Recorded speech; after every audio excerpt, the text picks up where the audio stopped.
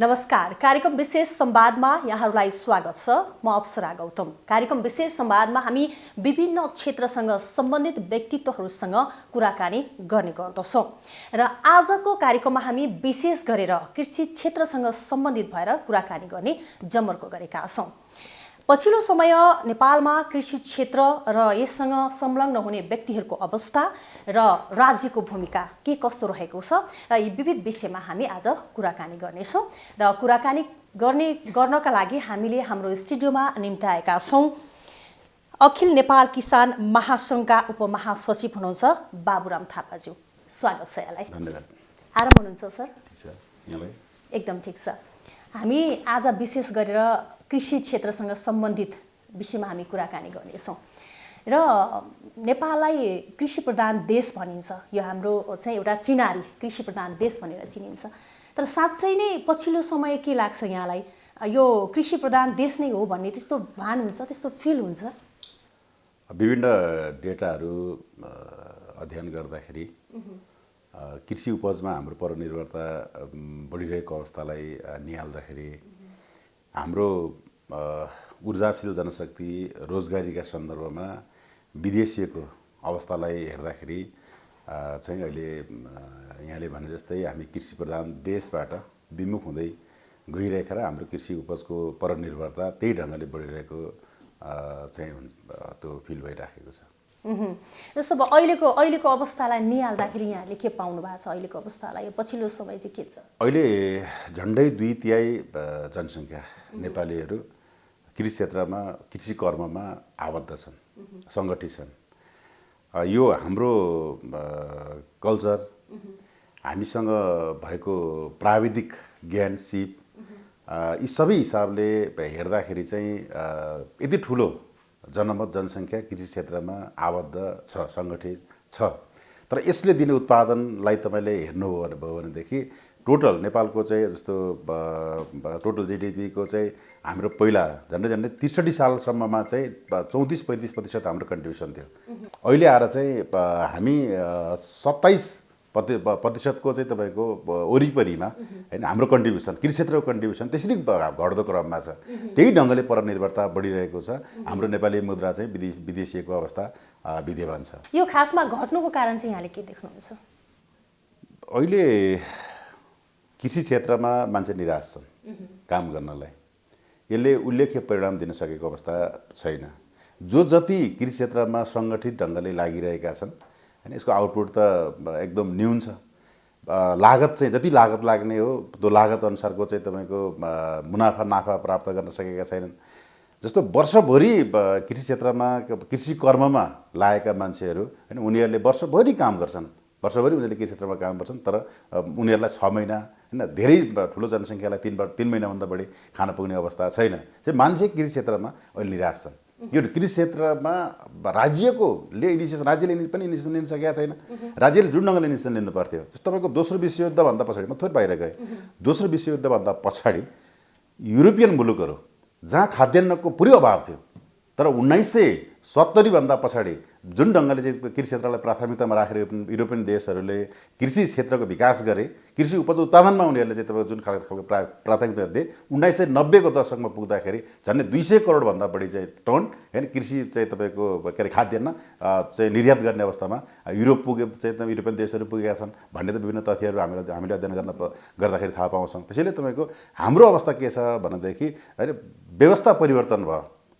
देशमा एउटा व्यवस्था थियो, अरू नयाँ व्यवस्था आयो, गणतन्त्र आयो, लोकतन्त्र आयो होइन। तर पनि के छ भने कृषि क्षेत्रमा चाहिँ लोकतन्त्रको आवाज अनुभूति कृषि क्षेत्रले पाउन सकेका छैन। वास्तविक किसानहरूले त्यसको अनुभूति पाइरहेको अवस्था छैन। जसका कारणले गर्दाखेरि कृषि क्षेत्रमा एउटा निराशाको बादल मडारिएको छ। यसै कारणले गर्दाखेरि कृषि क्षेत्रको उल्लेख्य विकास हुन नसकेको। सो यो बाली लगाउँदादेखि बजारमा पुर्याउँदासम्म पनि गुनासाहरू छन् क्या कृषकका होइन?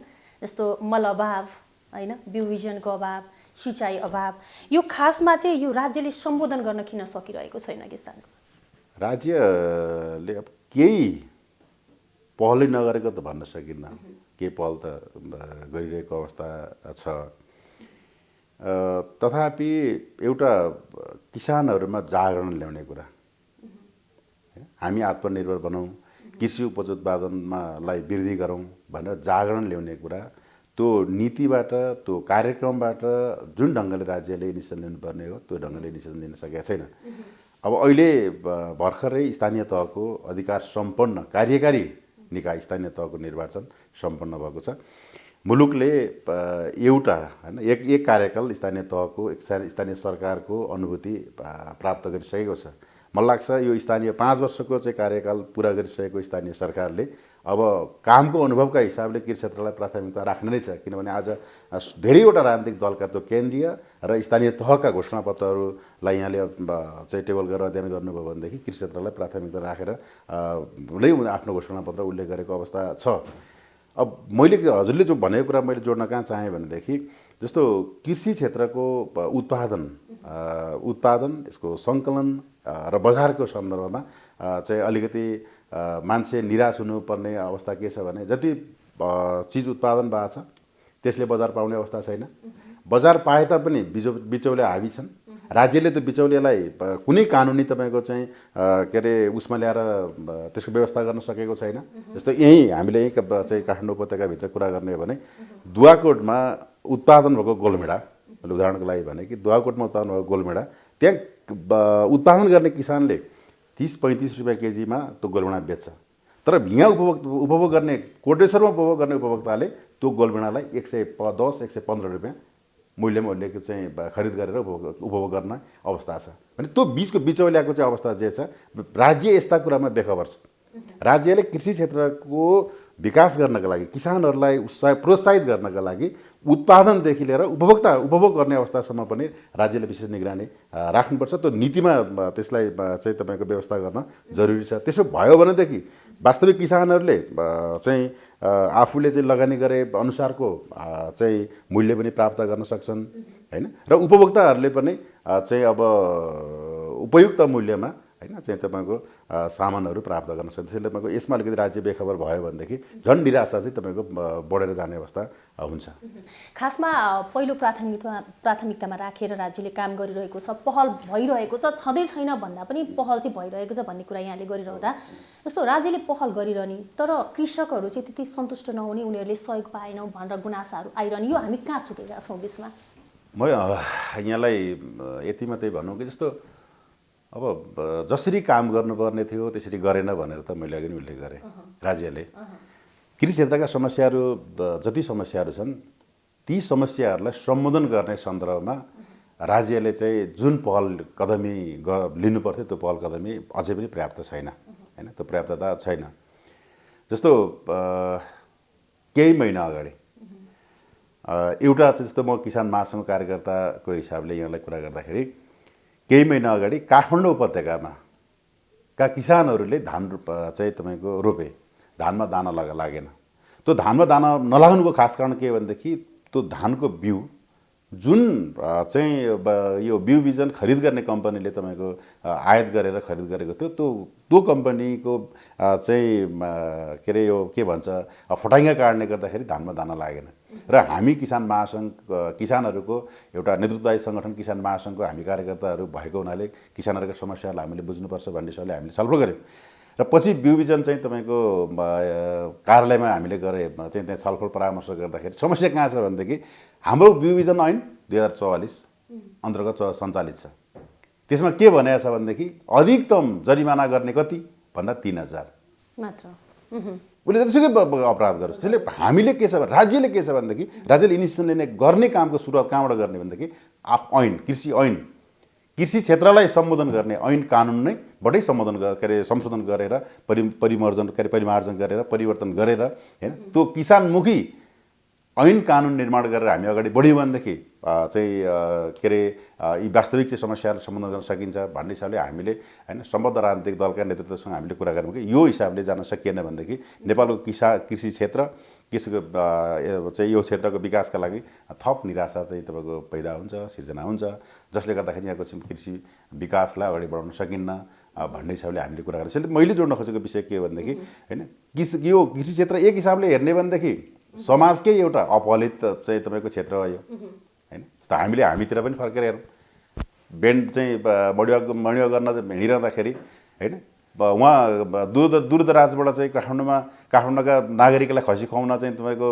के अरे मटन करी खुवाउनका लागि चाहिँ खसी पालेर आउने किसानले बाटोमा चाहिँ तपाईँ खसी डोर्याएर हिँडिरहेको छ, कसैले वास्ता गर्दैन।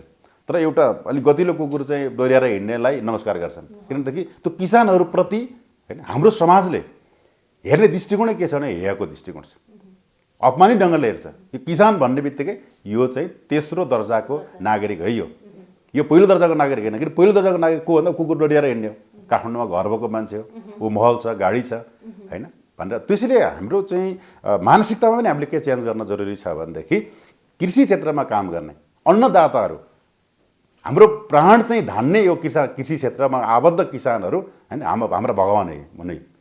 यदि भगवान छन् भने हाम्रो पहिलो भगवान भनेको चाहिँ मानिसको पहिलो भगवान भनेको कृषि क्षेत्रमा काम गर्ने किसान हुन् है भन्ने हिसाबले त्यो चेतनाको विकास राज्यले गराउनुपर्छ। समाजका हरेक नागरिकले कृषि क्षेत्रलाई हेर्ने दृष्टिकोण र सम्मानित नागरिकको हिसाबले हेर्न सक्यो भने होइन मान्छेमा के जागरण आउँछ, उत्साह हुन्छ। म एउटा सम्मानित नागरिक, मैले जुन कर्म मैले गरिरहेको छु मैले गरेको कर्मले गर्दाखेरि मैले कसैको चाहिँ तपाईँको जीवन धानिरहेको छु, उसको प्राण बचाउने काम मैले गरिरहेको छु, मेरो पसिनाले उसको प्राण बचिरहेको छ। त्यसैले यो हिसाबले राज्यले होइन कृषि क्षेत्रमा काम गर्ने कृषि मजदुरहरूलाई कहीँ कसैले अपमान गर्यो भने, हेरेको दृष्टिकोणले हेऱ्यो भने, त्यो हेरेको दृष्टिले हेरेको अपमान गरेको चाहिँ ठहरियो भनेदेखि त्यसलाई कानुनी चाहिँ तपाईँको कारबाही गर्ने व्यवस्था राज्यले गर्नुपर्छ। तब कृषि क्षेत्रमा काम गर्ने मानिसहरू उत्साहित भएर लाग्छ। एउटा कृषि क्षेत्रका समस्याहरू छन्, ती समस्यालाई प्राथमिकतामा राखेर राज्यले सम्बोधन नगर्ने। किसानहरू कृषि क्षेत्रमा जो चाहिँ कृषि उपज उत्पादन गर्छन्, बजार छैन, बाटामा पुग्नु परेको अवस्था छ। हामीले त केही वर्ष अगाडिदेखि हेरिरहेका छौँ नि, हेर्नु विभिन्न चाहिँ मिडियाहरू मार्फत हेरिरहेका छौँ। गोलमेडा चाहिँ तपाईँको बाटामा पुग्ने, दुध बाटामा पुग्ने, बजार छैन। राजनीतिक हिसाबले चाहिँ जस्तो यो राजनीतिक परिवर्तनका लागि नेपाल बन्द, कुन कुन ठाउँ विशेषका चाहिँ गर्दा त जिल्ला बन्द, प्रदेश बन्द जस्ता कार्यक्रमहरूले गर्दाखेरि 2-3 दिनसम्म त्यस्ता कार्यक्रम हुँदाखेरि किसानहरूले उत्पादन गरेको चिजले बजार पाउँदैन, राज्यको उपस्थिति त्यहाँ छैन। यो राजनीतिक हिसाबले नेपाल बन्द भयो अथवा प्रदेश बन्द भयो, जिल्ला बन्द भयो, तिमीले उत्पादन गरेको चिज त्यो चिजले बजार नपाउँदाखेरि तिमीलाई घाटा हुन्छ। हेर किसान, त्यो चिज चाहिँ हामी खरिद गर्छौँ भने राज्यले भन्न सक्नुपर्छ। मैले अघि भने कि तपाईँको दोस्रो विश्वयुद्धभन्दा पछाडि जो युरोपियन युनियनमा आबद्ध चाहिँ तपाईँको देशहरूमा कृषि उपज खाद्यान्नको अभाव थियो, उनीहरूले कृषि क्षेत्रलाई विशेष प्राथमिकतामा राखेर कृषि अनुदानको व्यवस्था गरे, त्यसलाई प्रभावकारी ढङ्गले कार्यान्वयन गरे र कृषि उपज उत्पादन चाहिँ तपाईँको वृद्धि गरे।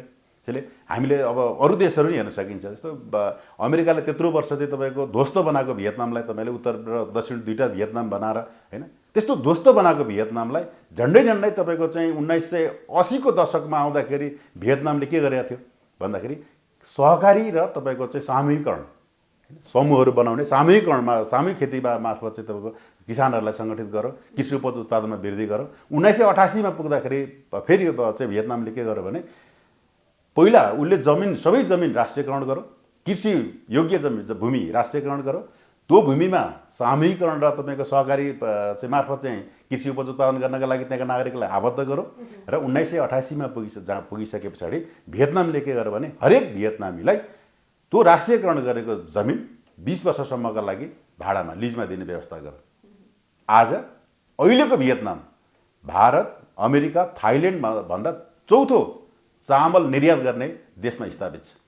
हिजो अमेरिकाले ध्वस्त बनाएको भियतनाम भनेपछि हामीले सुन फल्ने जमिन छ हामीसँग, हिमाल पहाड तराई यो सुन फल्ने जमिन छ, यहाँको यस्तो राम्रो वातावरण छ, तर हामीले यो माटोलाई चिन्न सकेका छैनौँ। यो माटोलाई जुन दिनसम्म हामी चिन्न सक्दैनौँ र यो माटोमा सुन फलाउने चाहिँ यो चाहिँ तपाईँको चाहिँ किसानहरूलाई हामीले चिन्न सक्दैनौँ, तबसम्म हाम्रो परनिर्भरता बढेको बढै हुन्छ, व्यापार घाटा त्यही ढङ्गले बढेको बढै हुन्छ र हाम्रो चाहिँ तपाईँको विकासको चाहिँ जुन फड्को हामीले कल्पना गरेका छौँ त्यसमा अगाडि बढ्न सक्दैन। जस्तो अघि भर्खरै यहाँले कुरा गर्नुभयो जस्तो नीति परिवर्तन गर्नुपर्छ, यो पुरानो नीति भयो होइन, त्यो अनुसार हामी चल्न। जस्तो हामीले नेपाललाई चाहिँ पहिलो कृषिमा चाहिँ पहिलो नम्बरमा राखेका छौँ, तर यो नीति परिवर्तन नगरी त्यो सम्भव छैन भने यसमा चाहिँ सरकार जस्तो पहिलो नम्बरमा राखेर काम गर्ने होइन, हामी गरिरहेछौँ भन्ने विभिन्न अनुदानहरू पनि सरकारले दिएको छ होइन, काम पनि गरिरहेछ, तर यो नीति परिवर्तन गर्नमा चाहिँ किन सङ्कोच मानिरहेछ, किन गरिरहेछ? यो अब के छुटपुट होला होइन, तर हामी नीति परिवर्तन गरेर किन जान सकिरहेको छैनौँ? कस्तो भने अब नीति हामीले सङ्घीय लोकतान्त्रिक गणतन्त्र त घोषणा गऱ्यौँ होइन। अब कतिपय चिजहरू अब ऐनहरू पुराना ऐनहरू छन्, ती ऐनहरूमा टेक्नुपर्ने अवस्था र त्यसमै अगाडि बढ्नुपर्ने अवस्था छ। यसलाई अब हामी सबैले, यहाँहरूले पत्रकारिता क्षेत्रबाट, हामीले किसान सङ्घ सङ्गठनको क्षेत्रबाट हामीले चाहिँ तपाईँको सम्बन्धित निकायको ध्यान आकर्षण गराउनुपर्छ र जहाँ अडल छ, जुन चिजले निकास दिन्न, जुन चिजले हिजोबाट चाहिँ स्थापित मूल्य मान्यतालाई नै आधार बनाउँछ, नयाँ ढङ्गले त्यो प्रगतिको पथमा अगाडि बढ्न चाहिँ त्यसले बाधा अवरोध सिर्जना गर्छ, त्यसलाई बिस्तारै हामीले चाहिँ तपाईँको सम्बोधन गर्नुपर्छ होइन, भत्काइ जानुपर्छ। त्यो भत्काइएन भनेदेखि यसको विकास सम्भव छैन, भत्काउनुपर्छ। तर एउटा पाटो त्यो हो, एउटा पाटो त्यो मेन जडले नै रोकेको छ भने माथि माथि उफ्रेर त के हुँदैन, हुनेवाला त केही छैन। त्यही त एउटा पाटो त्यो हो, एउटा पाटो त्यो हो। तर अब अहिले केही आशाका सङ्केतहरू नआएका त होइनन् नि त। जस्तो हामी चाहिँ के अरे दुधमा आत्मनिर्भर चाहिँ के अरे बनेका थियौँ होइन, चिकनमा आत्मनिर्भर बनेका थियौँ होइन। तर अब चिकनमा हामी आत्मनिर्भर बनिरहँदाखेरि दानाको अवस्था के हो, चल्लाको अवस्था के हो होइन। चिकनमा त आत्मनिर्भर बन्यौँ, तर चाहिँ अब दाना के अरे चल्ला त बाहिरबाट आयो, दाना त बाहिरबाट आयो होइन। यसैले हामीले केलाई आत्मनिर्भर चाहिँ तपाईँको भयौँ भनेर भन्ने मुख्य चिज के हो भनेदेखि हाम्रो सम्भाव्यता, अघि यहाँले कुरा गर्नुभयो नि, हाम्रो सम्भाव्यता के हो?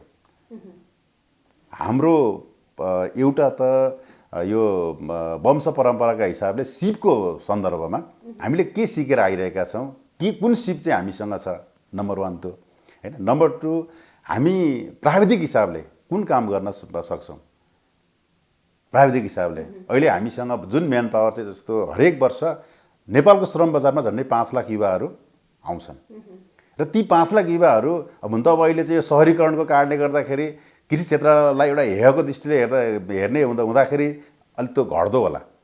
तर अब समग्रमा हेर्दाखेरि जति घटे तापनि उल्लेख्य मात्रामा अहिले श्रम बजारमा आएको युवाहरूको पङ्क्तिलाई हेर्ने भने उल्लेख्य मात्रामा कृषि क्षेत्रमा काम गर्न योग्य चाहिँ म्यान पावर नै उत्पादन भएको छ होइन। अहिलेको जुन प्रविधि हामीसँग छ, कृषि विकासका लागि जुन प्रविधि हामीले उपभोग गरेका छौँ, त्यो प्रविधिलाई हेर्ने भनेदेखि हामीसँग के छ भनेदेखि कृषि क्षेत्रमा पर्याप्त मात्रामा जनशक्ति छ हैन, छ नि त। आबद्धताको संख्या पनि बढी। अब हावापानीको हिसाबले हेर्ने, यहाँको माटोकोलाई हेर्ने हो भनेदेखि उब्जनीको उत्पादनको प्रचुर सम्भावना छ। हो, यो हिसाबले हेर्दाखेरि देशको राज्य सत्ता सञ्चालन गर्ने राजनीतिक दलहरू, यसको नेतृत्वले हैन कृषि क्षेत्रलाई प्राथमिकतामा राख्न सकेन भनेदेखि अझै पनि यो मुलुकको समृद्धि सम्भव छैन।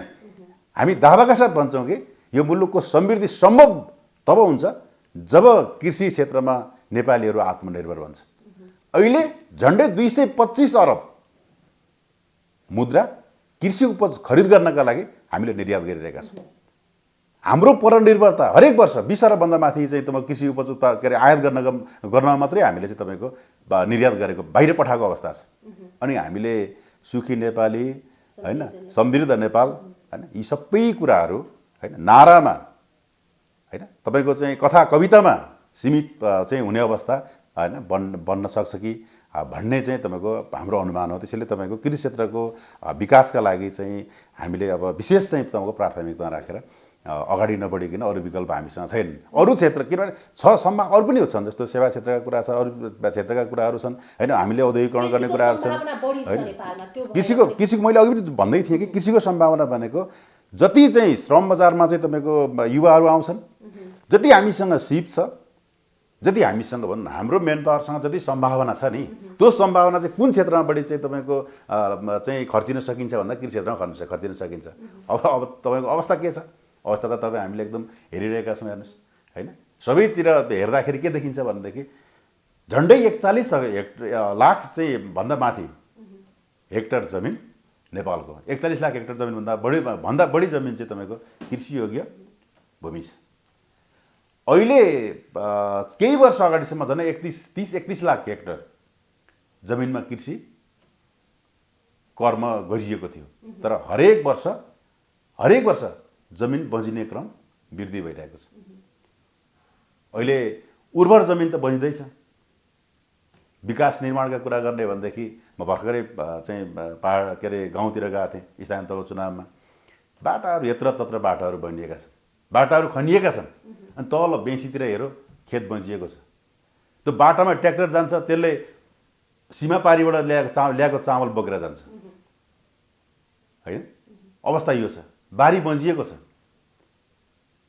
हामीले त विकास निर्माणको आधार तयार गर्दाखेरि, बाटो निर्माण गर्दाखेरि हामीले के सोचेका थियौँ भनेदेखि बाटो निर्माण हुन्छ र स्थानीय स्तरमा उत्पादन भएको चाहिँ तपाईँको कृषि उपज, त्यो उत्पादन भएका चिजवस्तुहरूले बजार पाउँछ।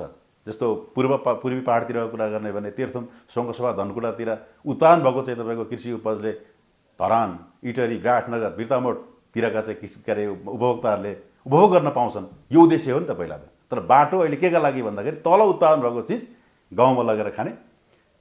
अनि त्यो कर्मठ, त्यो पाखुरा, त्यो दरो पाखुरी कहाँ छ भन्दा खाडी मुलुक पठाउने, उसले अलिअलि खर्च पठाउने, बुवा आमा चाहिँ गाउँमा बस्ने होइन। उसका बालबच्चाहरू सदरमुकाम अथवा चाहिँ तपाईँको सहरतिर आएर बस्ने होइन।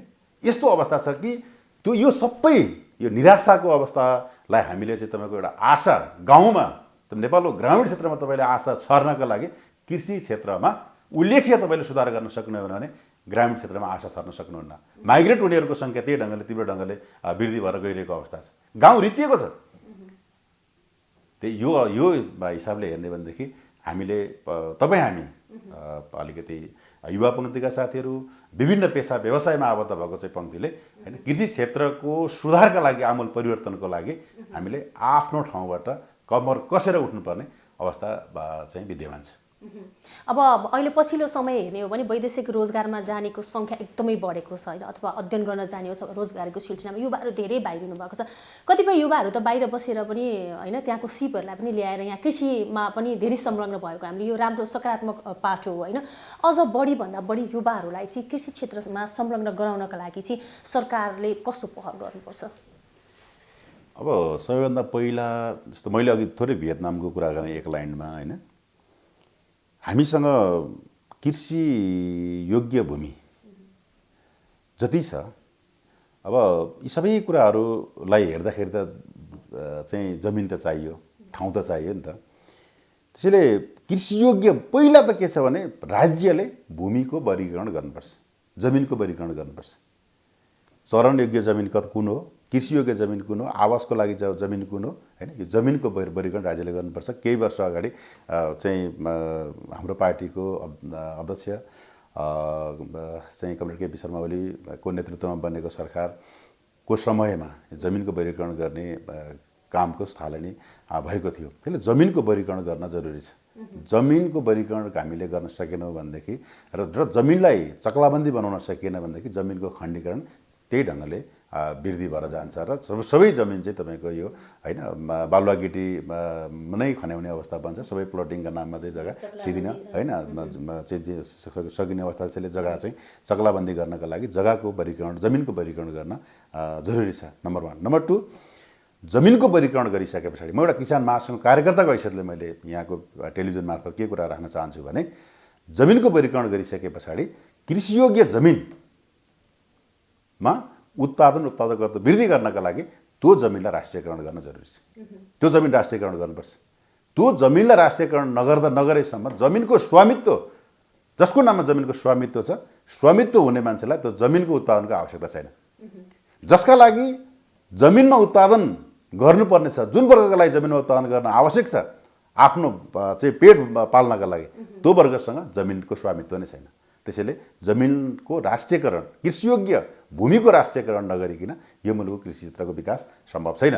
त्यसैले सबैभन्दा पहिला जमिनको वर्गीकरण र वर्गीकरण गरिसके पछाडि कृषियोग्य भूमिलाई राष्ट्रियकरण गरेर त्यस मार्फत चाहिँ उत्पादनशील वर्गलाई कृषि क्षेत्रको उत्पादन वृद्धि गर्नका लागि त्यो भूमि हैन यो चाहिँ के अरे त्यतिकै वितरण गर्ने एउटा घर 4 बिघा जग्गा दिने भनेर चाहिँ यो नारा होइन कि त्यो भूमि चाहिँ तपाईँको लिजमा निश्चित शर्तमा यो चाहिँ तपाईँको यति जग्गाको यति चाहिँ तपाईँको ठेक्का होइन राज्यलाई बुझाउने अथवा चाहिँ तपाईँको त्यो जुन व्यक्तिको चाहिँ तपाईँको भूमि राज्यले तपाईँको चाहिँ हस्तगत लिएर लिन्छ सम्बन्धित व्यक्तिलाई तपाईँको राज्यकोले इन्स्टिट्युसन लिएर त चाहिँ तपाईँको होइन त्यसको चाहिँ त्यो के भन्छ ठेक्का बापत चाहिँ होइन त्यो रकम दिने गरी तर राज्यले इन्स्टिट्युसन लिएर जान जरुरी छ र यसरी जमिन चाहिँ तपाईँको राष्ट्रियकरण गरिसके पछाडि कृषियोग्य जमिन राष्ट्रियकरण गरिसके पछाडि कृषि क्षेत्रकोमा आमूल परिवर्तन ल्याउनका लागि यसको आधुनिक प्रविधिहरू हामीले भेट्याउन जरुरी छ यसको अब धेरैभन्दा धेरै चाहिँ तपाईँको कृषि सहकारीहरू कृषक समूहहरू निर्माण गर्ने अनि यसको चाहिँ तपाईँको व्यवसायीकरणतिर जानुपर्छ अनि आधुनिकीकरण गरेर व्यवसायीकरणतिर जाने त्यसदेखि पछाडि चाहिँ यसको चाहिँ तपाईँको होइन औद्योगिकरण गरेर अगाडि बढ्यौँ भनेदेखि नेपालमा कृषि उद्योग धेरै सबैभन्दा राम्रो फस्टाउने उद्योग भनेको कृषि उद्योग हो यहाँको हाम्रो हावापानीको हिसाबले हेर्ने भने पनि होइन सबैभन्दा राम्रो चाहिँ तपाईँको फस्टाउने उद्योग मलिलो उद्योग भनेको कृषि उद्योग हो त्यसैले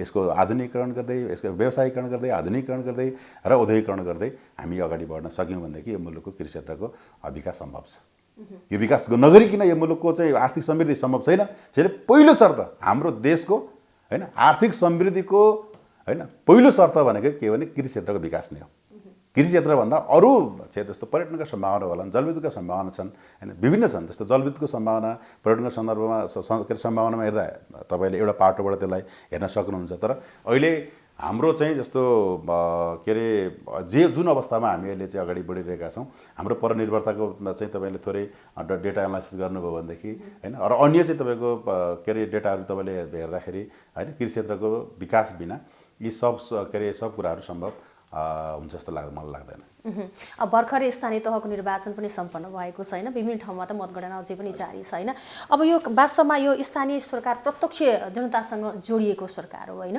यसमा चाहिँ स्थानीय सरकारले अब कृषि क्षेत्रलाई चाहिँ कसरी अगाडि बढाउनु पर्छ जस्तो लाग्छ यहाँलाई स्थानीय सरकारले कृषि क्षेत्रलाई सबभन्दा पहिलो चिज त स्थानीय सरकारले आफ्नो चाहिँ के भन्छ जमिन होइन आफ्नो चाहिँ तपाईँको क्षेत्र होइन आफ्नो त्यहाँको चाहिँ तपाईँको विशेषतालाई चाहिँ बुझ्नुपर्छ स्थानीय सरकारले म कहाँ छु कुन जमिनमा छु मेरो जमिनले के चिज चाहिँ तपाईँको दिन्छ कुन फसल चाहिँ तपाईँको उत्पादन हुन्छ त्यसलाई त्यो विशेष त्यहाँको जमिनको विशेषतालाई तपाईँको स्थानीय सरकारले बुझ्नुपर्छ र उसले प्राथमिकता मैले 74को निर्वाचनमा स्थानीय तहको निर्वाचनका सन्दर्भमा त्यहाँ गएर साथीभाइहरूसँग छलफल गरिरहँदाखेरि पार्टीका विभिन्न कार्यक्रममा चाहिँ हिँडिरहँदाखेरि पनि कम्तीमा पनि अब हामीले सङ्गठित पहल प्रयत्न गरौँ है होइन जस्तो मेरो पालिकामा कुन कृषि फसलको उत्पादनको सम्भावना छ यसको बजार के छ पहिलो चिज त यसको पहिले त्यहाँ उत्पादनको सम्भावना के छ त्यसलाई हेरौँ होइन जस्तो नगदे बाली छ कि खाद्य बाली छ कि तेलन छ कि दलहन छ कि कुनको सम्भावना या पशुपालनको छ कि के को सम्भावना छ त्यसलाई पहिला म चाहिँ स्थानीय सरकारले फाइन्ड आउट गर्नु पर्यो र त्यस पछाडि त्यही पनि त जस्तो 6वटा 7वटा 8वटा वार्ड छन् लेखतिरको चाहिँ तपाईँको वातावरण एउटा छ कछाडको एउटा छ होइन बेँसीतिरको वातावरण अर्को छ त्यो त सबै चाहिँ लेख कछाडलाई चाहिँ तपाईँको बेँसीले औलो होइन यिनीहरूमा त हरेक फरक ठाउँमा फरक चाहिँ तपाईँको कृषि उपज उत्पादन हुने भयो नि त त्यसको आधारमा त्यो विशेषतालाई तपाईँको चाहिँ कृषि उपजको त्यहाँको हावापानीको विशेषतालाई चाहिँ तपाईँको चाहिँ एउटा चाहिँ निष्कर्षमा पुगिसके पछाडि त्यहाँका किसानहरूलाई होइन त्यो कृषक समूह या कृषि सहकारी मार्फत चाहिँ तपाईँको के अरे स्थानीय तहले सङ्गठित गर्न जरुरी छ अहिले के छ भने हिजो वित्तीय पहुँच थिएन जस्तो कृषि विकास ब्याङ्क नेपाल ब्याङ्क राष्ट्रिय वाणिज्य ब्याङ्क यो 15-20 वर्ष अगाडिसम्म होइन यी ब्याङ्कहरूमै थिए चाहिँ मोफसलमा ग्रामीण इलाका यी ब्याङ्कहरू मात्रै थिए होइन किसानले ऋण खानु पर्यो भनेदेखि तपाईँको दिनभरि हिँडेर जानु पर्थ्यो होइन ब्याङ्कको म्यानेजर साहब आउनुभयो भनेदेखि तपाईँको होइन निकै ठुलै मान्छे आउनुभयो जस्तो चाहिँ किनभनेदेखि पहुँच थिएन नि त हिजो किसानहरूको तर आज सहकारीहरू घर घरमा सहकारी छन् माइक्रो फाइनेन्स हरेक चाहिँ तपाईँको टोटलमा माइक्रो फाइनेन्स बोकेर चाहिँ होइन विपन्न महिलाहरूको चाहिँ तपाईँको दलित महिलाहरूको चाहिँ होइन समूहहरू निर्माण गरेको छ होइन कमर्सियल ब्याङ्कहरू त्यही ढङ्गले चाहिँ अब अघिल्लै चाहिँ तपाईँको के अरे स्थानीय तहको निर्वाचनभन्दा पछाडि नै सबै पालिकामा कमर्सियल ब्याङ्कहरूको शाखा चाहिँ तपाईँको अनिवार्य गरेको छ राज्यले होइन त्यसले वित्तीय पहुँच छ त्यसले अब स्थानीय तहले के गर्नुपर्छ भनेदेखि सिप सिकाउनु पर्यो। पहिलो चिज किसानहरूलाई सिप सिकाउनु पर्यो हैन।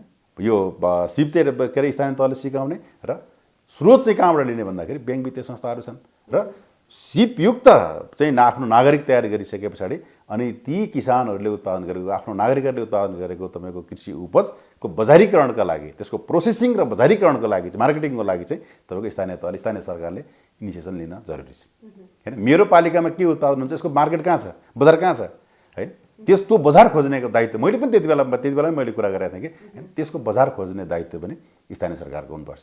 त्यसो भयो भने ल अब हाम्रो पालिकाको अध्यक्षजीले हैन किन विश्वासको कुरा पनि भयो नि हैन। हाम्रो पालिकाको अध्यक्षजी आउनुभयो हैन हामी चाहिँ यहाँका 18-20 घर चाहिँ तपाईँको किसानहरू भेला उहाँले गर्नुभयो ल हामीले बाख्रा पालनको चाहिँ काम गर भनेर भन्नुभयो। गाउँपालिकाले हामीलाई के अनुदान दिन्छ भनेर भन्नुभयो हैन त्यो अनुदान पनि दिनुभयो। अनि उहाँले अर्को कुरा के गर्नुभयो भन्दा ब्याङ्कहरूलाई म भनिदिन्छु भन्नुभयो त्यो पनि उहाँले भनिदिनु भयो। र अब हामीले यहाँ चाहिँ तयार गरेका खसीहरू हामीले चाहिँ तपाईँको हुर्काएका खसीहरू बजार पुर्याउनका लागि हैन जस्तो यसको लागि पनि म व्यवस्था गर्छु ल तपाईँहरू उत्पादन के अरे खसी पाल्नुहोस् ठुला खसी बनाउनुहोस् या चाहिँ तपाईँको गोलभेडा चाहिँ उत्पादन गर्नुहोस् अदुवा बेसार उत्पादन गर्नुहोस् अकबारे खोर्सानी उत्पादन गर्नुहोस् अम्लिसो उत्पादन गर्नुहोस् त्यसको बजारका लागि त्यसको दायित्व मेरो गाउँपालिकाको दायित्व नगरपालिकाको दायित्व हैन। तपाईँहरूले उत्पादन गरेको चाहिँ कृषि फसलले बजार पाएन भनेदेखि त्यसको चाहिँ तपाईँको मूल्य तपाईँको लागत मूल्य चाहिँ हैन बरु हाम्रो चाहिँ तपाईँको स्थानीय सरकारले व्यवस्था गर्छ भनेर चाहिँ उहाँले भन्नुभयो र हामी अगाडि बढ्यौँ भन्ने अवस्था चाहिँ तपाईँको किसानहरूमा नआउन्जेलसम्म त्यहाँ त जागरण आउँदैन हेर्नुहोस्। त्यसले स्थानीय सरकार किन त्यो त अधिकार सम्पन्न छ हैन स्थानीय सरकारले तपाईँको आफ्नो नागरिकहरूलाई यसरी तपाईँको एउटा जागरण ल्याउनु जरुरी छ। योभन्दा अगाडि जुन यो 5 वर्ष कार्यकाल त सकियो होइन यो 5 वर्ष कार्यकालमा स्थानीय तहले चाहिँ यो कृषि क्षेत्रलाई चाहिँ कतिको प्रायोरिटी दिएर काम गरेको यहाँले के विश्लेषण गर्नुहुन्छ कतिको पाउनुभयो? जस्तो यसलाई समीक्षात्मक हिसाबले हामीले हेर्नुपर्छ हैन। जस्तो के देखिन्छ भनेदेखि के अरे स्थानीय सरकार बनिसके पछाडि अब यो हाम्रो हिजोको ट्रेन्ड चाहिँ के रहेछ भने विकास के हो त भन्दाखेरि यहाँबाट त्यहाँसम्म बाटो बनाऊ विकास हैन अनि त्यहाँ सामुदायिक भवन बनो विकास ऊ माथि भ्यू टावर बनाऊ विकास यी सूचक भए विकासका सूचकहरू भए नि त। तर स्थानीय तहको निर्वाचन 2074 सम्पन्न भइसके पछाडि लगभग दोस्रो तेस्रो वर्ष पछाडि चाहिँ स्थानीय तहका निर्वाचित जनप्रतिनिधिहरूलाई के बुद्धि सद्बुद्धि मैले फिरेको अनुमान मैले गरेको छु भनेदेखि त्यो मात्रै होइन है हाम्रो गरिबी घटाउनका लागि यहाँको उत्पादन नबढिकन गरिबी घट्दैन। त्यसैले यहाँको उत्पादन बढाउनका लागि चाहिँ अब बाटो भ्यू टावर सामुदायिक भवन हैन अब अरू भवनहरू अरू विकास निर्माणका अरू आधारहरू तयार सँगसँगै अब हामीले चाहिँ तपाईँको उत्पादनमा पनि त्यही ढङ्गले जोड्नुपर्छ कृषि क्षेत्रको विकास पनि त्यही ढङ्गले गर्नुपर्छ भन्ने हिसाबले धेरैवटा स्थानीय तहका सरकारले त्यसरी आफ्नो कार्ययोजनामा हैन एकदम परिवर्तन गरेर अगाडि बढेको देखिन्छ। र अहिले मैले अघि यहाँलाई कुरा गरेँ अहिलेको स्थानीय तहको निर्वाचनमा धेरैवटा पालिकाका मैले घोषणापत्र धेरैवटा पार्टीको घोषणापत्र हेरेको छु र त्यो घोषणापत्रमा सबैभन्दा एकदम प्राथमिकतामा राखेको के छ भन्दा पहिला सडक थियो हैन अहिले के छ भने कृषि छ हैन। यहाँको चाहिँ तपाईँको कृषि क्षेत्रको विकासका लागि मैले यहाँ गर्छु त्यहाँ गर्छु भनेको छ किनभने अब बाटो त अलिअलि खनिहाले हैन बाटोमा चाहिँ जस्तो अब त्यहाँ कस्तो भयो बाटो निर्माणको कुरा भने जस्तो पर 3 घर छन् 11 भोट छन् हैन त्यो भोट बिग्रेल है हैन त्यो भोटलाई आधार बनाएर बाटो खनियो तर भौगोलिक हिसाबले त्यो चाहिँ घरसम्म जानका लागि कस्तो छ त्यहाँको भू बनावट बाटो खन्दाखेरि त्यो बाटोदेखि तलमाथिको चाहिँ तपाईँको पहिरो जाने पहिरो लड्ने अवस्था छ कि छैन हैन त्यो भू बनावटको अध्ययन भन्दा पनि के अरे भोटको अध्ययन गरेर पनि हिजो बाटो निर्माण भयो हैन ग्रामीण इलाकाको कुरा गरिरहेको छु यो सहरी इलाकाको कुरा गरिरहेको छैन मैले। त्यसैले यो हिसाबले हेर्दाखेरि हामीले चाहिँ अब अहिले स्थानीय तहको निर्वाचनमा जति चाहिँ जनप्रतिनिधिहरू निर्वाचित हुनुभएको छ जति राजनीतिक दलले चाहिँ आफ्नो सहभागिता जनाउनु भएको छ यी सबै राजनीतिक दलहरूको चाहिँ घोषणापत्र र उम्मेदवारहरूको प्रतिबद्धता पत्र उहाँहरूले गरेको प्रतिबद्धता हेर्दाखेरि पनि कृषि क्षेत्रले तपाईँको प्राथमिकता पाएको छ र यो चाहिँ उहाँहरूको हिजोको प्रतिबद्धता हिजो स्थानीय तहको निर्वाचन चाहिँ को दौरानमा प्रचार प्रसारका दौरानमा स्थानीय चाहिँ तपाईँको तहका उम्मेदवारहरूले जुन प्रतिबद्धता चाहिँ तपाईँको व्यक्त गरेका छन् यी प्रतिबद्धताहरू तपाईँको चाहिँ तपाईँहरू जस्तो मिडियाकर्मीहरू हामीहरू जस्तो तपाईँको चाहिँ यो सामुदायिक सङ्गठनका चाहिँ तपाईँको कार्यकर्ताहरूले यो प्रतिबद्धताहरू सङ्कलन गर्न जरुरी छ र यो प्रतिबद्धताहरूलाई सङ्कलन गरिसके पछाडि अनि हामीले ल तपाईँको हिजोको प्रतिबद्धता र आजको तपाईँको काम योजना कार्यान्वयन भयो भएन यो खबरदारी गर्न हामीले जरुरी छ। यो खबरदारी गर्ने दायित्व तपाईँ हाम्रो यो दायित्व हामीले पुरा गर्नु छ। अब जस्तो फल्नु पार्टीको चाहिँ फल्नु पालिका हो, अब ठिकै छ गरे गर्छ नगरे गर्दैन नगरे त्यो हारको चाहिँ हार्छ भन्ने हिसाबले हामी चाहिँ त्यस्तो ढङ्गले होइन कि अब हामीले सङ्गठित पहल प्रयत्न गर्न जरुरी छ कि त्यहाँको सम्भावना के छ। हामी मिडियाकर्मी साथीहरूलाई पनि अनुरोध गर्न चाहन्छु हैन, हामी सबैले एउटा चाहिँ तपाईँ एउटा चेतनाको चाहिँ तपाईँको दियो चाहिँ जगाउने क्षेत्र यहाँहरूको पनि, त्यसले यो हिसाबले तपाईँहरूले को क्षेत्रबाट पनि त्यो पहल कदमी हुन जरुरी छ। हामी जस्ता राजनीतिक दलका चाहिँ भातृ सङ्गठनहरू अनि सङ्घहरूले पनि त्यसको चाहिँ तपाईँको पहल कदमी गर्न जरुरी छ। र अब केही हुन्छ कि भन्ने आशा अपेक्षा गरिएको छ कि अब नहुँदाखेरि त के छ त, आवधिक निर्वाचन 5 वर्षमा त निर्वाचन आउँछ हैन। यहाँ त अब दलका कार्यकर्ताहरूले पनि अब चाहिँ तपाईँको खबरदारी गर्न कि घोषणापत्र हेरेर खबरदारी गर्नुपर्ने अवस्था छ। किन हिजोको निर्वाचनभन्दा आज अलिक फरक आउला परिणाम त, 74 निर्वाचन त अलिक फरक परिणाम आएको छ। 74मा तपाईँको एकदम एब्सोल्युट मेजोरिटी भएको पालिका आज ठ्याक्क उल्टो भएको अवस्था पनि होला हैन। त्यसैले यो हिसाबले हेर्दाखेरि के छ भने दलका कार्यकर्ताहरूले नै पनि खबरदारी गर्ने, अब त्यो गर्नुपर्छ। त्यो गरिएन भने त्योबाट हामी विमुख भयौँ भने निर्वाचित तपाईँ जनप्रतिनिधि आफैमा एउटा शासक जस्तो तपाईँको सबै मै हुँ भनेर भन्ने अवस्था हामी जति पनि उफ्रिन्छौँ काम भएन कार्यान्वयन भएन भनेर हामी प्रतिपक्षमा हुँदा मात्रै, हामी सत्ता पक्षमा हुँदाखेरि हामी ढाक्छौँ, त्यो प्रवृत्ति छ। यहाँलाई थोरै कुरा गरौँ अप्सराजी। जस्तो अब हामी समस्याको जड पत्ता लगाउन बसिरहेका छौँ र सम्भावनाको चाहिँ तपाईँको हैन किरण हैन कसरी छर्न सकिन्छ भनेर बसिरहेछौँ, अहिले छलफल गरिरहेछौँ। समस्या नै त्यही हो। हेर्नुहोस्, म कुनै राजनीतिक दलमा आबद्ध छु, मेरो दलको प्रतिनिधि त्यहाँ निर्वाचित छ हैन, उसले जे गरे पनि सही, उसले भ्रष्टाचार गरे पनि सही, उसले नराम्रो काम गरे पनि सही हैन, उसले जे गरे पनि सही भन्ने चाहिँ तपाईँको अवस्थाबाट हामी अलिकति विमुख हुन सकेनौँ हैन। गुण र दोषको आधारमा हामीले उसलाई सल्लाह सुझाव र प्रोत्साहन दिने वातावरण जुन दिनसम्म हामी बनाउन सक्दैनौँ, त्यो अवस्था जुन दिनसम्म हामी सिर्जना गर्न सक्दैनौँ तबसम्म विकास सम्भव छैन नि त हैन। त्यस्तो हिसाबले हेर्दाखेरि के छ भने कुन दलको कहाँ को कसरी निर्वाचित भयो भन्ने कुरा होइन कि त्यहाँको सम्भावना के छ र त्यो दलको प्रतिबद्धता, त्यसको चाहिँ तपाईँको घोषणापत्रमा के कुरा उल्लेख गरेको छ, साधन स्रोतको हिसाबले त्यहाँको अवस्था के छ, चेतनाको हिसाबले त्यहाँको अवस्था के छ। मैले अघि यहाँहरूलाई कुरा गरिरहँदाखेरि एउटा ठ्याक्कै बिर्सिहालेछु मैले। जस्तो स्थानीय सरकारले अब धेरै काम पनि गर्नु पर्दैन, किन साधन स्रोत त तपाईँको अथाह छ त। यो 27वटा कमर्सियल ब्याङ्कहरू हरेक पालिकामा पुगेका छन्, झन्डै 75वटा माइक्रो फाइनेन्सहरू सबैतिर छन्, हरेक घर घरमा सहकारी छ, स्रोत त तपाईँको छ त त्यहाँ। कुन एउटा तपाईँको के चेतनाको विकास गर्ने हैन, चेतनामूलक सन्देशमूलक कार्यक्रमहरू सञ्चालन गर्ने, प्राविधिक ज्ञानसिप तपाईँको चाहिँ कोषमा विकास गर्ने, त्यो व्यवस्था गर्ने काम स्थानीय सरकारले गर्यो भने पनि हैन कृषि उपज उत्पादनमा त कुनै समस्या छैन। स्थानीय सरकारले गर्ने एउटा पहिलो कुरा त्यो। दोस्रो कुरा, तिमीले उत्पादन गरेको चिजको बजारका लागि म छु हैन। ताप्लेजुङको तपाईँको चाहिँ फोङलिङमा उत्पादन भएको कृषि उपज होइन यता कञ्चनपुरको महेन्द्रनगरमा पिर्याउने त्यहाँको स्थानीय चाहिँ मेयरले अथवा स्थानीय सरकारले त्यो इनिसिएसन लियो भने त लिन सक्छ नि त उसले त, किनभने एउटा नेटवर्कमा छ नि त ऊ त। किन त्यहाँ उत्पादन भएको कृषि उपज त त्यो महेन्द्रनगरमा आवश्यक छ नि त, छैन र हैन। यो हिसाबले हेर्दाखेरि जस्तो जहाँ जेको सम्भावना छ त्यो सम्भावना भएको ठाउँमा चाहिँ त्यहाँको उत्पादनलाई बढावा दिने र त्यहाँ उत्पादित भएको चिजको बजारका लागि पनि स्थानीय सरकारले तपाईँको चाहिँ त्यसको इनिसिएसन लिने। मैले भने कि हैन, फेरि पनि दोहोऱ्याएँ मैले, स्थानीय सरकारले एउटा प्राविधिक ज्ञानसिप चेतना अभिवृद्धि गर्ने कुरा पहिलो कुरा। यो दोस्रो कुरा भनेको उत्पादित कृषि उपजको बजारको चाहिँ तपाईँको व्यवस्था गर्ने कुरा। यतिमै स्थानीय सरकारले गर्न सक्यो भनेदेखि हाम्रो परनिर्भरता हामी झन्डै 230 अरबको हाराहारीमा पुग्दैछौँ असार मसान्तसम्ममा हैन। 230 अरब चाहिँ के अरे मुद्रा विदेशी नै छ हाम्रो। हेर्नुहोस्, त्यो मुद्रा नटचो, त्यो मुद्रासँग हाम्रो 45-50 डिग्री तापक्रममा काम गरेको चाहिँ त्यो त्यसको चाहिँ तपाईँको श्रमबाट होइन त्यसको पसिना जोडिएको छ यो 230 अरबमा। हेर्नुहोस् होइन। त्यसैले तपाईँको यो हिसाबले हामीले चाहिँ हाम्रो परनिर्भरता यहाँको परनिर्भरता घटाएर हामी आत्मनिर्भर चाहिँ को दिशातर्फ अगाडि बढ्नका लागि चाहिँ तपाईँको यहीँबाट सुरु गर्नुपर्छ भन्ने लाग्छ मलाई। जस्तो मैले यहाँ कुरा गरिरहँदा जस्तो स्थानीय तहको कुरा गरिरहँदा हामीले सुनेका छौँ धेरै स्थानीय तहहरूमा योभन्दा अघिल्लो 5 वर्षको अवधिमा जति पनि जुन उसमा बजेट आयो, जस्तो कृषि क्षेत्रमा अन्य क्षेत्रहरूमा बजेट आयो, त्यो बजेट चाहिँ खर्च नभएर होइन फेरि पठायो, फ्रिज भयो, यस्ता बजेटहरू धेरै फ्रिज भयो जस्तो कृषि क्षेत्रको पनि हामीले त्यस्तै समस्याहरू देखिरहेका छौँ होइन।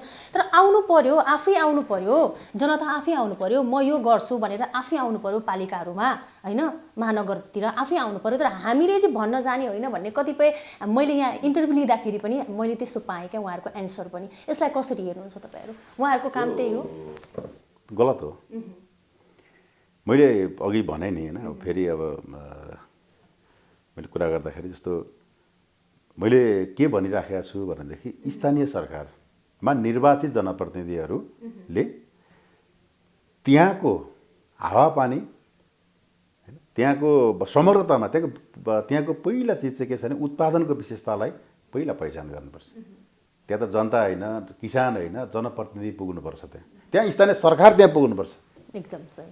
त्यहाँ सम्भाव्यताको अध्ययन स्थानीय सरकारले गर्नुपर्छ। यदि त्यो सम्भाव्यताको अध्ययन गर्दैन, उसलाई कृषि मोहमै छ भनेदेखि तपाईँ हामीले कुन निष्कर्षमा पुग्यौँ भने कि अब यसको अधोगति सुरु भयो, यसले गरिखान्न होइन, यसले जनताका लागि होइन, अब यसले यो राजनीतिक क्षेत्रमा यसले गरि नखाने मान्छे रहेछ भन्ने कुरो निष्कर्षमा आइपुग्दा हुन्छ। हेर्नुहोस्, त्यसले तपाईँको सबैभन्दा पहिला चिज स्थानीय सरकारमा नेतृत्व गर्ने होइन व्यक्तित्वले आफ्नो चाहिँ तपाईँको के अरे स्थानीय स्तरको आफ्नो त्यहाँको चाहिँ सम्भाव्यताको अध्ययन उसले गर्नुपर्छ। र त्यो सम्भाव्यताको अध्ययन गरिसके पछाडि आफ्नो नागरिकलाई ऊ त अधिकार सम्पन्न तपाईँको सरकारको नेतृत्व गर्ने मान्छे हो नि त, आफ्नो नागरिकहरूले भन्नु पऱ्यो कि ल यहाँ यो सम्भावना छ, तपाईँहरू आउनुहोस्, म नेतृत्व गर्छु होइन।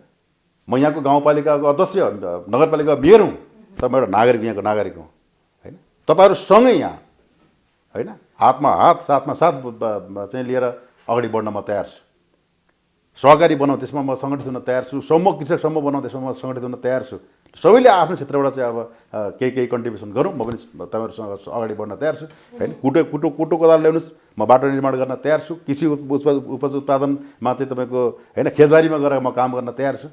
त्यो सामर्थ्य तपाईँको त्यो जनप्रतिनिधिले राख्नुपर्छ। हेर्नुहोस्, किन ऊ शासक होइन, ऊ सेवक हो। उसले सेवकको भावना चाहिँ तपाईँको लिएर किसानसँग जानुपर्छ। त्यसो गर्न सक्यो भनेदेखि पक्कै पनि यो निराशा कुण्ठामा रहेको तपाईँको कृषि क्षेत्र होइन किसानहरूलाई हामीले एउटा जागरण मार्फत तपाईँको एउटा होइन राष्ट्रिय राजनीतिको मूलधारमा ल्याउन सक्छौँ है। र तपाईँको चाहिँ एउटा नयाँ चाहिँ तपाईँको होइन चाहिँ सम्भावना देखाउन, नयाँ चाहिँ एउटा चाहिँ आशा भरोसा पनि चाहिँ तपाईँको सिर्जना गर्न सक्छौँ भन्ने लाग्छ मलाई। जस्तो विभिन्न दलहरूले चाहिँ निर्वाचनका बेला होइन, जस्तो यहाँले भन्नुभयो घोषणापत्र पनि आकर्षक हुन्छन् होइन, विशेष गरेर अहिले पनि कृषिलाई यो स्थानीय तहमा कृषिलाई चाहिँ प्रायोरिटी दिएको छ होइन। तर अरू दलहरूले पनि यस्तो यो घोषणापत्रमा जारी हुन्छ, तर यसैलाई किसानको समस्यालाई सम्बोधन गर्ने भनेर यसकै आधारमा माथि जान्छन् होइन, पछि फेरि माथि आफ्नो ठाउँमा पुगेपछि उनीहरूले बिर्सिन्छन् क्या, सम्बोधन गर्दैनन्। जस्तो यहाँ जुन पार्टीसँग संलग्न हुनुहुन्छ होइन, नेकपा एमालेको भातृ सङ्गठन हाम्रो यो चाहिँ अखिल नेपाल किसान महासङ्घको उपमहासचिव हुनुहुन्छ होइन, यहाँ पनि संलग्न हुनुहुन्छ। जस्तो यहाँकै पार्टीले पनि पछिल्लो समय 3 वर्ष त राज्य सञ्चालन गर्यो नि होइन, 3 वर्षमा के गर्यो त किसानका लागि? किसानका लागि प्रधानमन्त्री स्वरोजगार कार्यक्रम मार्फत हामीले धेरै कामहरू गऱ्यौँ। हाम्रो पार्टीले नेतृत्वको सरकारले धेरै काम गरेको छ।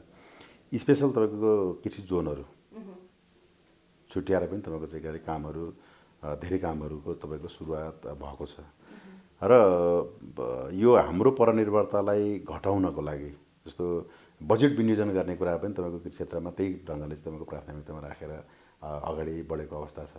त्यो कामै गरेन भन्ने भएन, तर यति हो कि जस्तो अब दीर्घकालीन हिसाबले दीर्घकालीन चाहिँ तपाईँको महत्त्वका कार्यक्रमहरू कति आए कति आएनन् होइन, तपाईँको त्यसलाई चाहिँ तपाईँको अब जस्तो कृषि के अरे यो रासायनिक मल उत्पादन गर्ने फ्याक्ट्रीको कुरा थियो, अरू विभिन्न कार्यक्रमको कुराहरू थियो। तर अहिले केही कार्यक्रमहरूको सुरुवात चाहिँ तपाईँको नेकपा एमालेको सरकारको पालामा नभएको होइन। हेर्नुहोस्, जस्तो के अरे जमिनको तपाईँको वर्गीकरण गर्ने कुरा सबैभन्दा मुख्य कुरा, महत्त्वपूर्ण कुरा। हेर्नुहोस्, जुन वर्ग जुन समुदाय उत्पादनमा चाहिँ तपाईँको लगाउनु पर्ने हो होइन, उत्पादनको क्षेत्रमा जुन समुदाय तपाईँको आबद्ध हुने हो त्यो समुदायको चाहिँ तपाईँको स्वामित्वमा जग्गै छैन होइन। त्यसैले तपाईँको यो चाहिँ जमिनको चाहिँ तपाईँको वर्गीकरण गर्ने कुराको सुरुवाती चाहिँ नेकपा एमालेको सरकारको पालामा नै भएको र धेरै महत्त्वपूर्ण कामहरू भएको छन् त्यति बेला।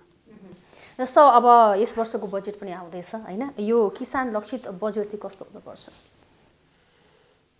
किसान लक्षित बजेट जस्तो अब बजेटको आकारलाई तपाईँले हेर्नुहुन्छ भनेदेखि जस्तो 2063 सालभन्दा अगाडिको बजेटलाई हेर्दा चाहिँ तपाईँको अलिकति उत्साहित हुने अवस्था रहेछ।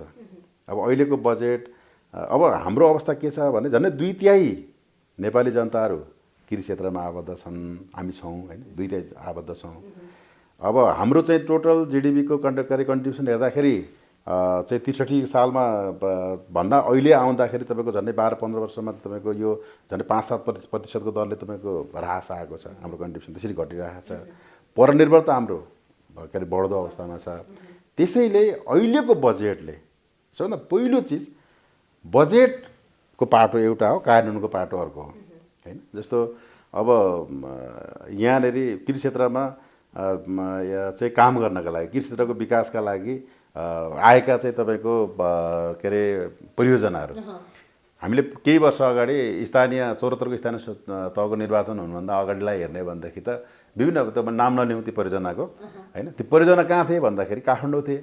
फाइल कहाँ थियो? सिंहदरबार वरिपरि फाइल घुम्थ्यो हेर्नुहोस्। अनि के हुन्थ्यो भन्दाखेरि तल कहाँ त्यो परियोजना कहाँ पुग्थ्यो? पुग्दैन थियो भन्दाखेरि तपाईँको जस्तो 1 करोडको परियोजना छ भनेदेखि तपाईँको 15-20 लाख पुग्थ्यो तल होइन। अरू परियोजना पुगे पनि फिर्ता हुन्थ्यो, यस्तो अवस्था थियो। त्यसैले तपाईँको सबैभन्दा पहिलो चिज भनेको वास्तविक किसान कहाँ छन् यो बजेटले अहिले सरकार के अरे चाहिँ नेपाल सरकारले होइन जुन चाहिँ तपाईँको नीति तथा कार्यक्रम चाहिँ तपाईँको ल्याउँदैछ, यो नीति तथा कार्यक्रमले कुन कुरालाई सम्बोधन गर्नुपर्छ भनेदेखि वास्तविक किसानहरू कहाँ छन् यसको पहिचान गर्ने र किसान मारा काम अपराध जहाँबाट हुन्छ त्यसलाई दण्डित गर्ने, चाहे त्यो कार्यक्रमका हिसाबले चाहे त्यो नीतिका हिसाबले, जहाँबाट किसानहरूलाई अहित हुने किसानहरूलाई तपाईँको चाहिँ अपराध गर्ने काम हुन्छ त्यसलाई दण्डित गर्ने गरीको व्यवस्था यो नीति कार्यक्रममा आउनुपर्छ। पहिलो चाहिँ कुरा। दोस्रो कुरा बजेटले कृषि उपज उत्पादन वृद्धिका लागि होइन प्राविधिक र तपाईँको कृषि चाहिँ यन्त्र उपकरण को चाहिँ तपाईँको व्यवस्था गर्न जरुरी छ। अर्को कुरा र त्यसको साथसाथै किसानहरूले उत्पादन गरेको कृषि उपजको समर्थन मूल्य हामीले पहिल्यै कुरा उठायौँ। नेपाललाई किसान सङ्घ सङ्गठनले उठाएको कुरा नि त्यो हो कि किसानले उत्पादन गरेको कृषि उपजको समर्थन मूल्य तोक्ने कुराको व्यवस्था पनि सरकारले बजेट मार्फत गर्नु जरुरी छ। यिनै विषयहरूमा तपाईँको चाहिँ केन्द्रित भएर सरकारले बजेट ल्याउनुपर्छ र कृषि क्षेत्रमा छुट्याएको बजेट आफैमा पर्याप्त छैन होइन। बजेटको आकार कृषि क्षेत्रमा छुट्याएको बजेटको आकार बढाउन जरुरी छ। जस्तो यो हिसाबले र पकेट क्षेत्र जुन ढङ्गले पकेट क्षेत्रको चाहिँ घोषणा गरियो होइन, पकेट क्षेत्रको घोषणा गरिरहँदाखेरि त्यहाँको सम्भाव्यता अरू थप हेर्ने थप चाहिँ तपाईँको कृषि उपजको चाहिँ तपाईँको अरू सम्भाव्यता क्षेत्रहरू कहाँ छन् पकेट क्षेत्रहरू त्यसलाई पनि तपाईँको त्यसको पनि पहिचान गरेर अगाडि बढ्नुपर्ने अवस्था छ। केही 1 महिना 1.5 महिना अगाडि होला यो चाहिँ युक्रेन र रसियाको चाहिँ आन्दोलन चलिरहँदाखेरि ल अब तेल त आउन गाह्रो भयो होइन भनेर चाहिँ त्यहाँनिर म पूर्वतिर गएको थिएँ, किसानहरूले त्यसरी कुरा गरेको होइन, त्यहाँ व्यापारीहरूले त्यसरी कुरा गरेको सुने मैले होइन। युक्रेनमा हामी तपाईँको तेलमा त्यहाँ निर्भर छौँ होइन, त्यहाँ तेलमा त्यहाँ निर्भर हुनुपर्ने अवस्था छ। त्यसैले तपाईँको हाम्रोमा सम्भाव्यता नभएको होइन। त्यसैले यी सबै सम्भावनालाई चाहिँ आधार बनाएर चाहिँ तपाईँको अगाडि बढ्नुपर्छ, आफ्ना कार्यक्रमहरूमा चाहिँ तपाईँको लिएर जानुपर्छ भन्ने लाग्छ मलाई। हस्, यहाँको महत्त्वपूर्ण समयका लागि यहाँलाई धेरै धेरै धन्यवाद। हस्, यहाँलाई पनि धन्यवाद छ, हामीले हाम्रो कुरा राख्न पायौँ, यो अवसर दिनुभयो। नमस्कार। दर्शकबिन, आज हामीले कार्यक्रम विशेष संवादमा विशेष गरेर नेपालमा पछिल्लो समय कृषि क्षेत्रको अवस्था र यससँग संलग्न रहेका व्यक्तिहरूको अवस्था र सरकारको भूमिका के कस्तो रहेको छ भन्ने विषयमा कुराकानी गऱ्यौँ र अर्को दिन फेरि यस्तै एकजना व्यक्तित्वसँगको कुराकानी लिएर उपस्थित हुने नै छौँ। तबसम्मका लागि हेर्दै रहनुहोला बिजनेस प्लस एचडी टेलिभिजन। नमस्कार।